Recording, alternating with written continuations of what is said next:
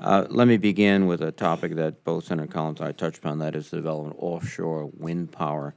Mr. Secretary, you started with your Smart from the Start initiative, a very aggressive approach to thoughtfully and carefully beginning the process of leasing these sites so that we can develop power offshore and create jobs onshore.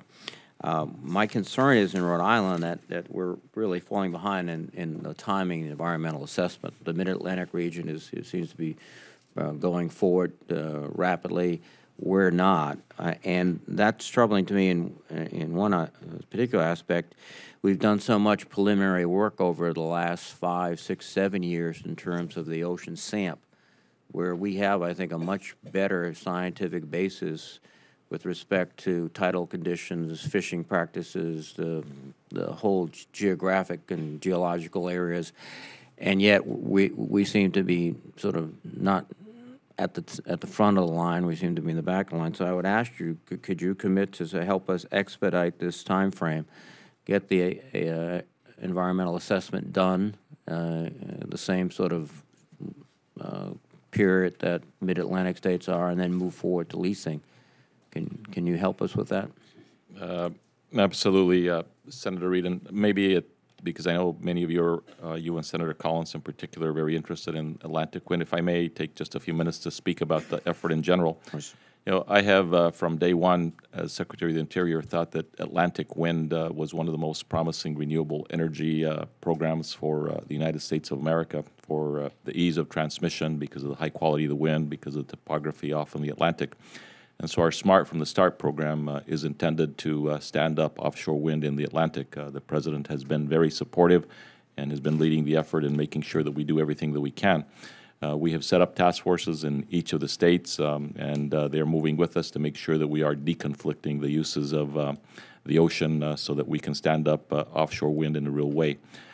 With respect to Rhode Island, just last week, I think the Deputy Secretary and BOEM Director and others announced what we have done in terms of marking those areas, over 200,000 acres, which are ready offshore to be developed.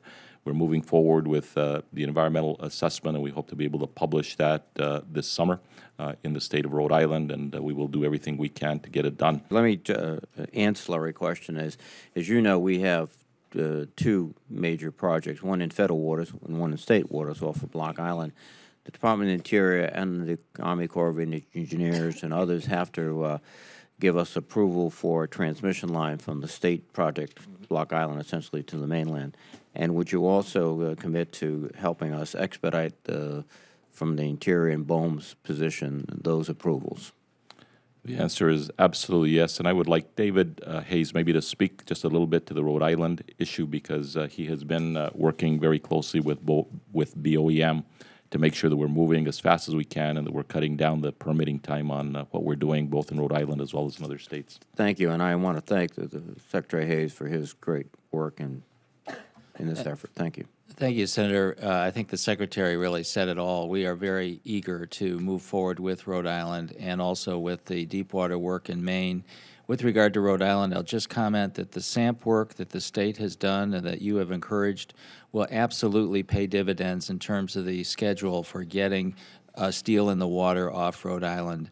We expect the environmental assessment process to move forward much more quickly because of the groundwork that's been done, the good science that's been done by the state, and certainly once we get an application in, and every applicant's going to be able to do an environmental impact statement more quickly and more solidly because of that terrific work that the state has done with your leadership and support.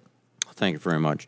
Very quickly, Mr. Secretary, turning to the Blackstone Valley